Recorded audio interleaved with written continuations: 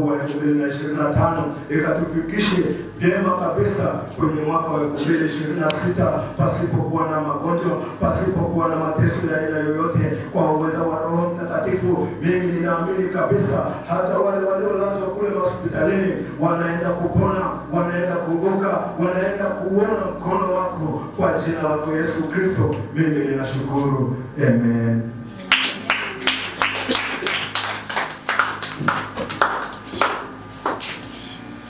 Bwana Yesu asifiwe. Tufungue Biblia yetu Ufunuo wa Yohana. Mlango ni ule wa 12 mstari wa 7 mpaka ule wa 17.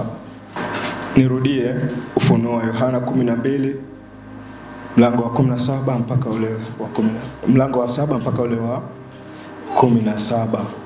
Naomba niwatangulie kusoma kwa msaada wa Roho Mtakatifu. Maandiko ya Mungu yanasema, kulikuwa na vita mbinguni. Mikaeli na malaika zake wakapigana na yule joka naye akapigana nao pamoja na malaika zake, nao hawakuwashinda, wala mahali pao hapakuonekana tena mbinguni. Yule joka akatupwa, yule mkubwa, yule nyoka wa zamani aitwaye Ibilisi na Shetani, adanganyaye ulimwengu wote, akatupwa hata chini, na malaika zake wakatupwa pamoja naye. Nikasikia sauti kuu mbinguni ikisema, sasa kumekuwa wokovu na nguvu na ufalme wa Mungu wetu na mamlaka ya Kristo wake, kwa maana ametupwa chini mshitaki wa ndugu zetu, naye awashitakie mbele za Mungu wetu mchana na usiku. Mstari wa 11, nao wakamshinda kwa damu ya mwanakondoo na kwa neno la ushuhuda wao, ambao hawakupenda maisha yao hata kufa. Kwa hiyo shangilieni enyi mbingu, nanyi mkaao humo.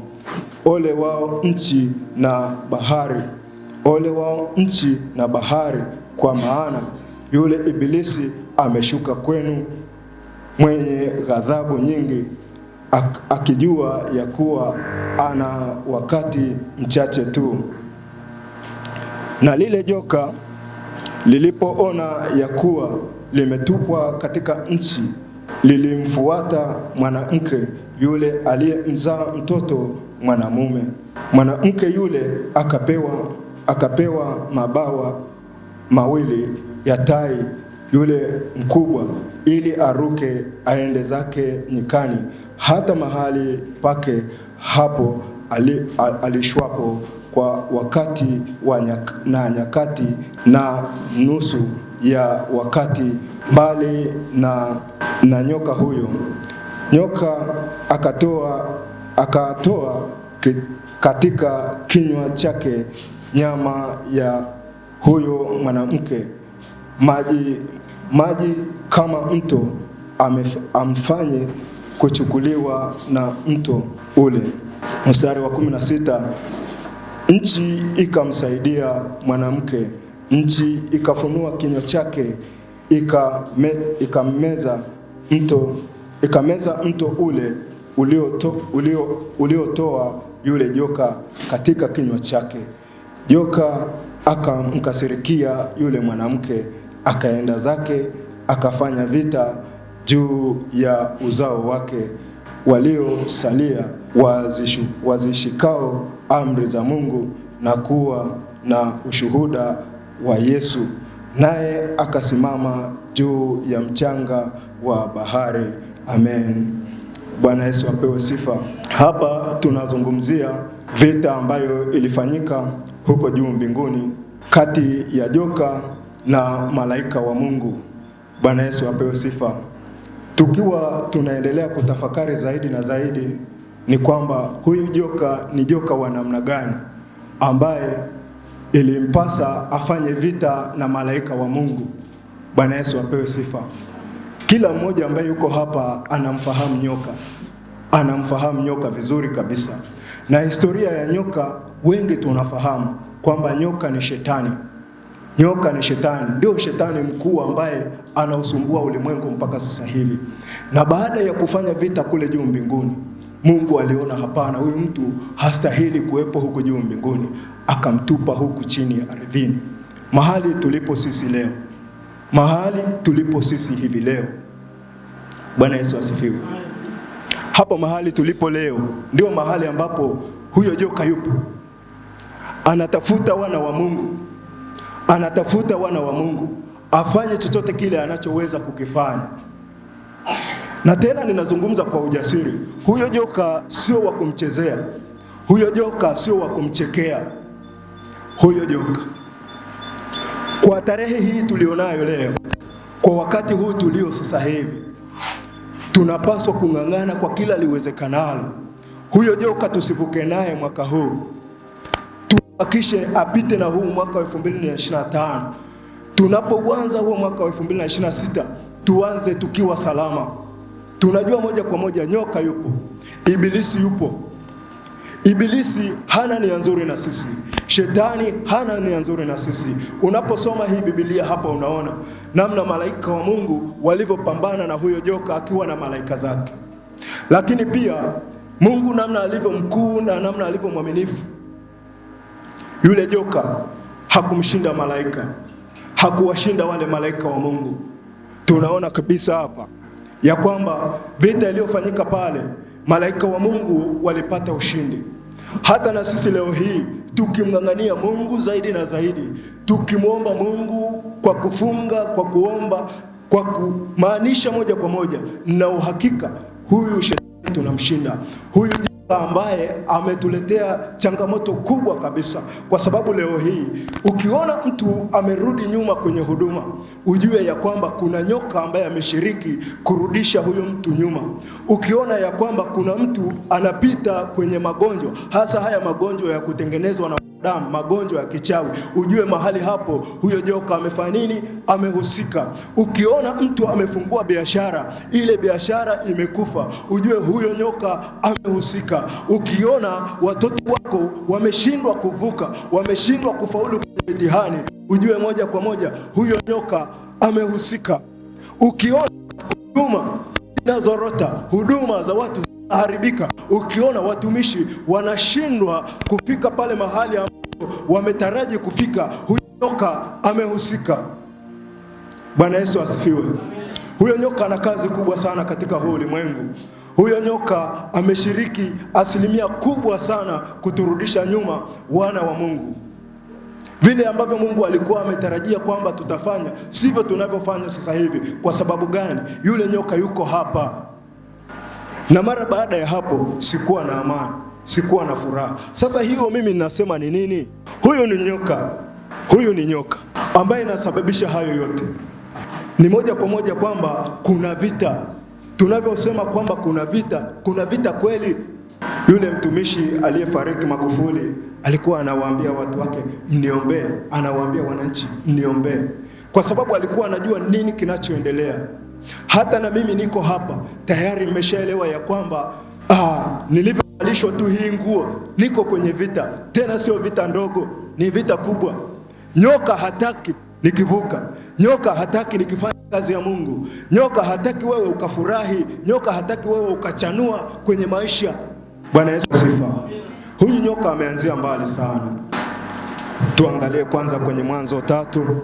Maandiko yanayoonekana kwenye Mwanzo 3 mstari wa kwanza.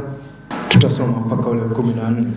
Mwanzo 3 mstari wa kwanza mpaka ule wa 14. Ninasoma kwa msaada wa Roho Mtakatifu.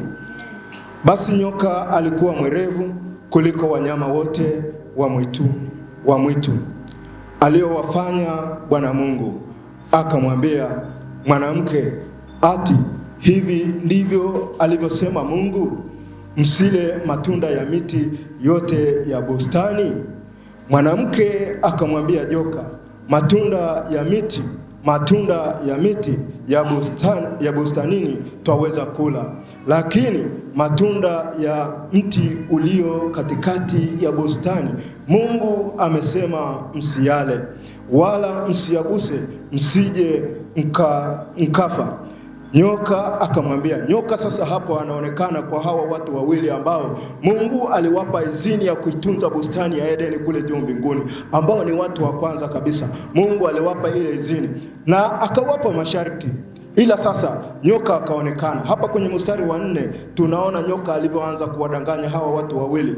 Nyoka akamwambia mwanamke, hakika hutakufa, hakika hutakufa, kwa maana Mungu anajua ya kwamba siku mtakayokula matunda ya mti huo mtafumbuliwa macho, nanyi mtakuwa kama Mungu, mkijua mema na mabaya. Mwanamke alipoona ya kuwa ule mti wafaa kwa chakula, wapendeza macho, nao ni mti wa kutamanika kwa maarifa, basi alitoa katika matunda yake akala, akampa na mume wake, naye akala. Mstari wa 7 anasema wakafumbuliwa macho wote wawili, wakajijua ya kuwa wa uchi, wakashona majani ya miti wakajifanyia nguo. Kisha wakasikia sauti ya Bwana Mungu akitembea bustanini wakati wa jua kupunga. Bwana Yesu asifiwe. Hapo tunaona sasa yule mwenye kazi yake aliyemweka Adam na Hawa pale bustanini anakuja, na anavyokuja anaona tayari anashangaa, maanake yule alikuwa amezoea akifika tu pale bustanini anamkuta Adamu, wala hapati shida ya kumtafuta Adamu. Ndivyo ilivyo hata sasa hivi leo. Mtu akishafanya dhambi, akishafanya makosa mbele za Mungu Baba, anashindwa hata kwenda kanisani, anakosa ujasiri. Kwa sababu gani? Nyoka tayari alishafika, alishampitia, alishamdanganya tayari. Bwana Yesu asifiwe. Sijui kama tunaelewana. Ninamaanisha kwamba ukishakuwa umetenda dhambi, ni tayari wewe umelagaiwa na yule shetani ambaye ni joka. Anakuambia fanya tu hivi unavyotaka kufanya, wala hauwezi ukapata shida, wala huwezi ukakutana na changamoto yoyote. Kwanza ndio utakutana na mafanikio. Ndio maana unakuta hata leo hii watu wanawatoa watoto wao kafara kwa kudanganywa na shetani kwamba fanya tu hivi. Mbona hata Adamu, hata Ibrahimu alimtoa mtoto wake kafara? Anadanganywa, hakujua kwamba huyo Ibrahimu na Mungu walikuwa na mapatano gani, walikuwa wameelewana kitu gani. Yeye haelewi. Bwana Yesu apewe sifa. Hebu tuendelee.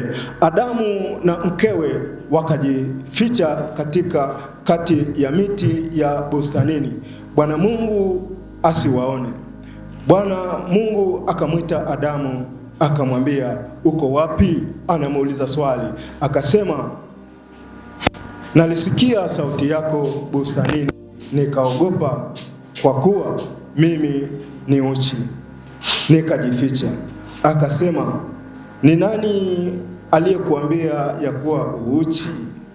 Je, umekula matunda ya mti niliyokuagiza usiyale?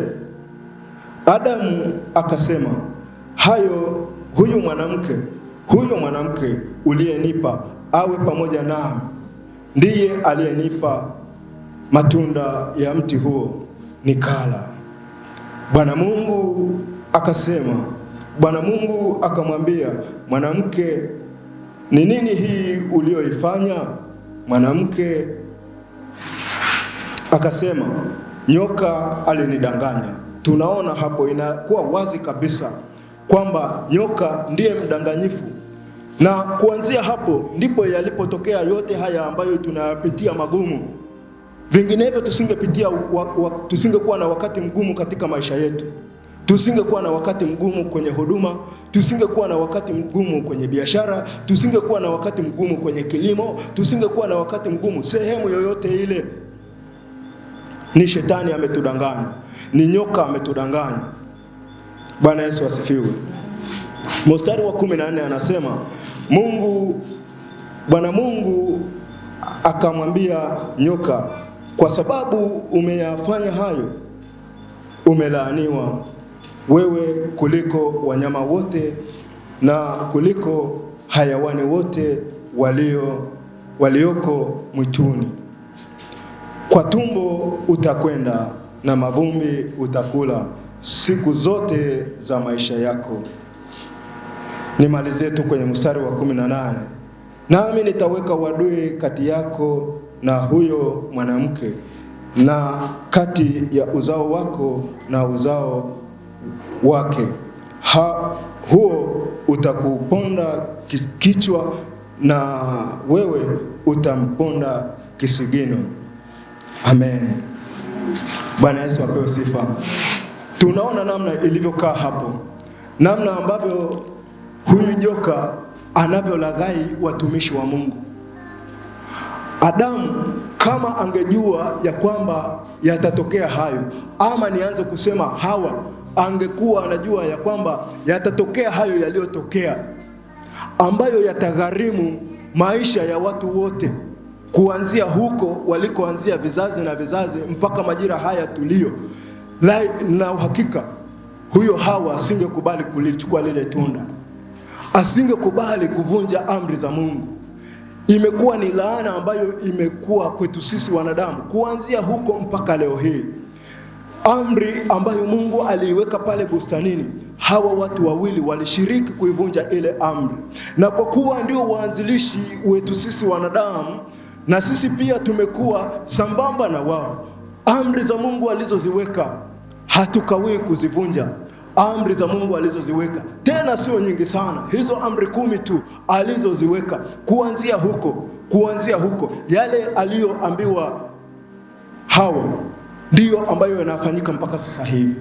Yale aliyoambiwa Adamu ndiyo yanayofanyika mpaka sasa hivi. Lakini ukiangalia kisa ni nini, sababu ni nini? Ni huyu nyoka ambaye amesababisha hayo yote. Ninasema hivi, jana kama ningekuwa siko na huyu Yesu, labda hii damu ingeisha, kwa sababu damu inanyonywa. Nasikia ninasema kwa kumaanisha kwamba leo kufika kwetu hapa tuhakikishe tunampiga huyo nyoka, tunammaliza. Nyumbani kwako wewe unaweza ukasema pako salama, lakini hawapo salama kama unavyofikiri, sio kama unavyodhani, sio kama unavyotegemea. Nyoka yupo. Kwa sababu gani? Ni kwa sababu gani haufiki kwenye malengo yako kwa wakati ambao umekusudia, kwa wakati ambao umeutaraji? Ni kwa nini hufiki hapo mahali? Kuna kipingamizi, na hicho kipingamizi kinasababishwa na hilo joka ambalo limemsababishia Adamu na Hawa. Leo hii tunapata shida. Watu wanazaa kwa uchungu, watu wanakula kwa jasho, miaka na miaka, vizazi na vizazi. Tunapita kwenye maisha hayo ya watu kuzaa kwa uchungu, kula kwa jasho. Ni kwa sababu ya nyoka. Huyo nyoka tusimfanyie mchezo. Huyo nyoka ni mpinzani kweli kweli katika maisha yako. Yaani mpinzani wa ukweli kwenye maisha yako. Mimi nimeshuhudia, mimi nimeona wazi. Bwana Yesu asifiwe. Kuna mengi tu hapa ambayo nimeandaa.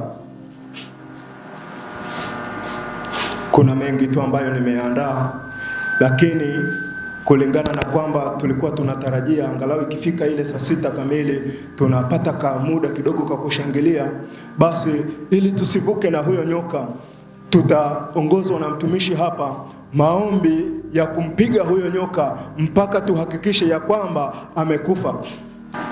Hembo naomba tuangalie Warumi mlango wa 8. Anayepopata nisomee Warumi mlango wa 8 mstari wa 37 na 39. Amen. Ndio anasema pamoja na hayo yote sisi tutashinda. Sisi ni washindi zaidi ya washindi pamoja na hayo yote ambayo ibilisi ameyaelekeza kwetu, pamoja na hayo yote pamoja na hayo yote ambayo yeye shetani ametaraji ya kwamba yatupate, sisi ni washindi zaidi ya kushinda, anavyosema. Lakini katika mambo hayo yote tunashinda na zaidi ya kushinda kwa yeye aliyetupenda, kwa yeye anayetupenda ambaye ni huyo Bwana Yesu, kwa yeye ambaye anatupenda ambaye ni huyo Mungu wa mbinguni. Sisi ni washindi zaidi ya washindi. Hakuna cha kutukatisha tamaa, hakuna cha kuturudisha nyuma. Cha kujitahidi ni kufunga mkanda na kupambana na huyo nyoka, maana hana makusudi mazuri na kanisa la leo, hana makusudi mazuri na maisha yako, hana mpango mzuri na huduma yetu, hasa mahali hapa Delini, hana mpango mzuri na hapa Delini. Kwa ujumla mimi ninasema hivyo, mawakala wa huyo joka wako hapa hapa. Wakati mwingine tunaweza tukazungumza tukasema yuko mbali, lakini hayuko mbali. Yupo, anatusikia, yupo, anaisikia sauti hii. Kwa sababu gani? Ni kwa nini ninaona vitu vya namna ile nikiwa nimekuja hapa kulala? Ni kwa nini ninafuatiliwa huko nikiwa hata huko mbali? Ni kwa nini? Yupo mtu ambaye ni mpinzani wa hiyo huduma. Na ukiangalia kwa maisha ya kwetu tunayoendelea kuishi nayo, sio maisha ya kanisa tu, mpaka maisha yako wewe mwenyewe. Ninasema hivi, kinachosababisha wakati mwingine umekuwa ni mtu wa madeni, kinachosababisha wewe unasemwa vibaya na majirani zako, kinachosababisha wakati mwingine wewe haunenewi mazuri na watu ambao ni ndugu zako tena wa damu, ni huyo nyoka ambaye anasababisha yote hayo. Bwana Yesu apewe sifa. Ni huyo nyoka ambaye anasababisha hayo. Ndio maana ninasema hivi, ili tuende na muda, tutaendelea na maombi kwa mtumishi mwingine atakaye kuwepo, lakini kwa saa hizi mtumishi ninaamini amejipanga vizuri kwa ajili ya hili, maana yake analifahamu. Mtumishi, karibu. Kwa tulosali kule pwani nikaanza kusema wazungu wanasema divine connection, kiunganishi cha kiroho cha Mungu mwenyewe. Sisi kule tumesoma Ufunuo 18 yote, namzungumzia Babeli kuanguka kwake, huku tunakutana na joka. Bwana Yesu asifiwe. Wakati anasema kuhusiana na ndoto au maono aliona, Bwana Yesu asifiwe. Haleluya. Yes. Haleluya. Kuna huyu joka, lakini kuna kijakazi wa joka. Yeye alipokuwa anasema vile, mimi nilikuwa naona tofauti na hicho. Bwana Yesu asifiwe. Amina. Hebu tuangalie Yeremia 43 mstari wa 12 na wa 13.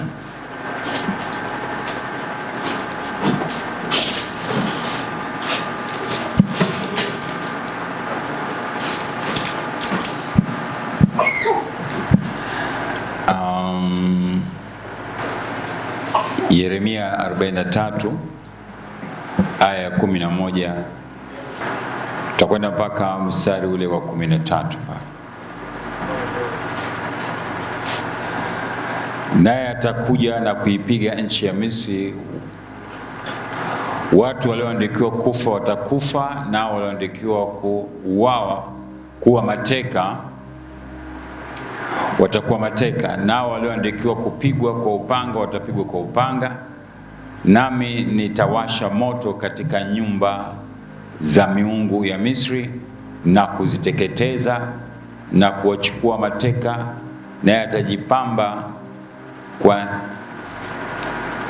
nchi ya Misri kama vile mchungaji avavyo nguo zake, naye atatoka huko na amani. Naye atazivunja nguzo za Beth-Shemesh iliyoko huko katika nchi ya Misri, na nyumba za miungu wa Misri ataziteketeza. Kuna joka, shetani mwenyewe, lakini kuna vijoka ambavyo ni miungu ya makabila ama koo zetu ama imani fulani. Kwa hiyo kujaribu kama kunyonya damu ni miungu, aina fulani ya mizimu, ghost, ambayo ilikuwa inafuatilia. Na sorry, ni ngumu kidogo kufanua, lakini wacha nijaribu tu ila isaidie kukuponya.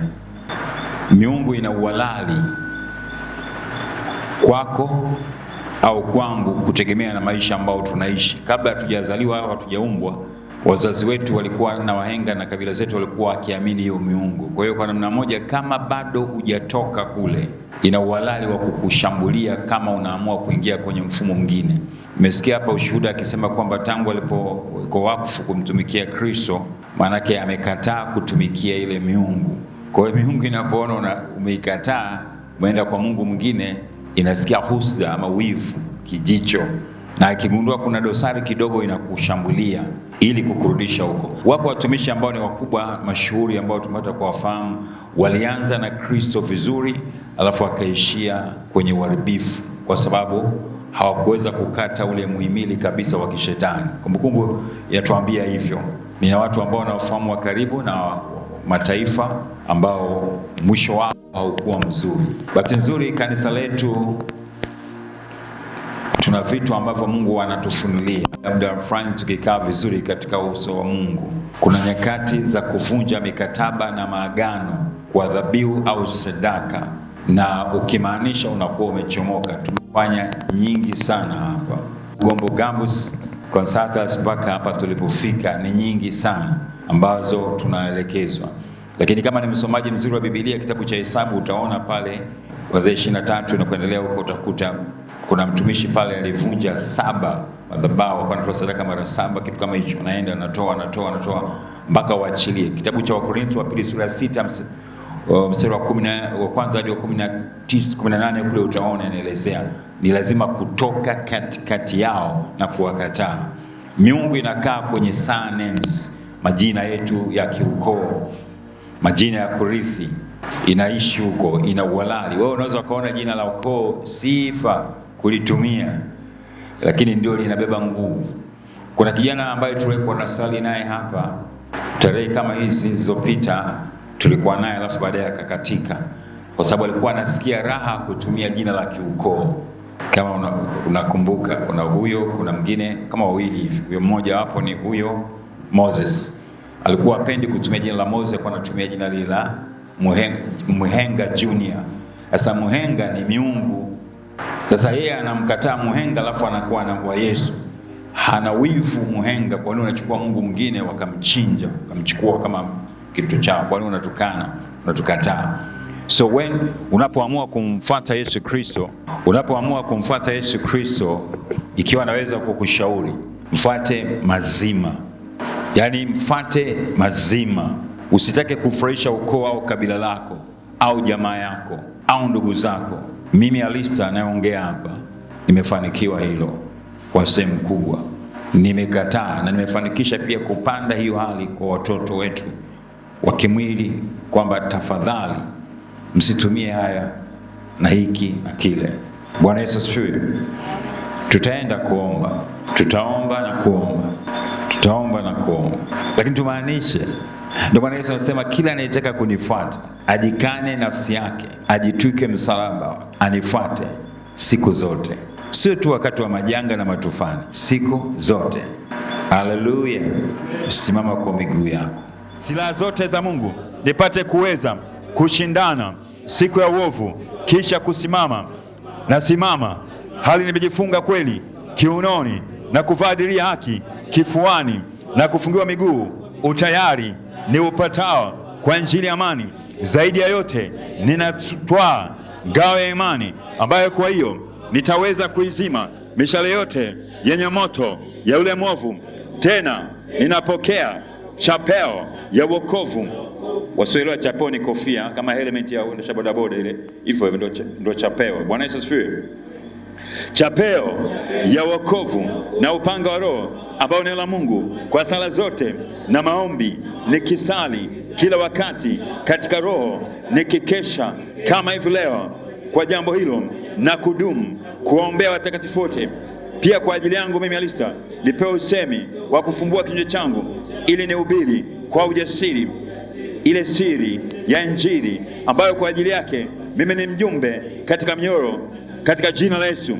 Majira haya, saa hii, kwa jina la Yesu Kristo, kila madhabahu za kiukoo, za kikabila, za kijamaa, za kitaifa zinazonishikilia, kwa Wafalme wa Kwanza sura ya 13 aya ya 3 mstari wa 3 hadi wa 5, ninaamuru sasa zipasuke, zipasuke, zipasuke mahali hapa Delini, zipasuke Msakuzi, zipasuke Kibwegere, zipasuke, zipasuke Hondogo, zipasuke Kibamba, njia panda ya shule, zipasuke, zipasuke madhabahu zote za uovu, zipasuke za waganga, za wachawi, zipasuke madhabahu za 555, zipasuke madhabahu za 666,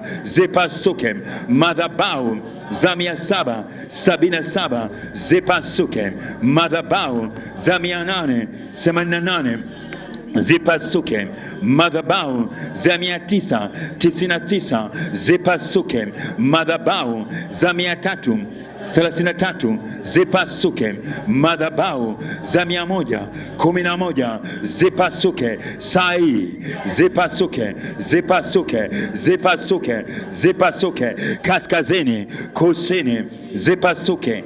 Wakuu wa anga wa dunia hii wakapige goti mbele zake Bwana Yesu. Natamka saa hii kwa jina la Yesu Kristo, mahali tulipo, kwa jina la Yesu Kristo, kwa damu ya Yesu Kristo, madhabahu za Njombe zipasuke, madhabahu za Mnyororo zipasuke, kule Iringa zipasuke, madhabahu za Kilimanjaro, Moshi zipasuke, Marangu Mtoni, Marangu Arisi zipasuke, Kibosho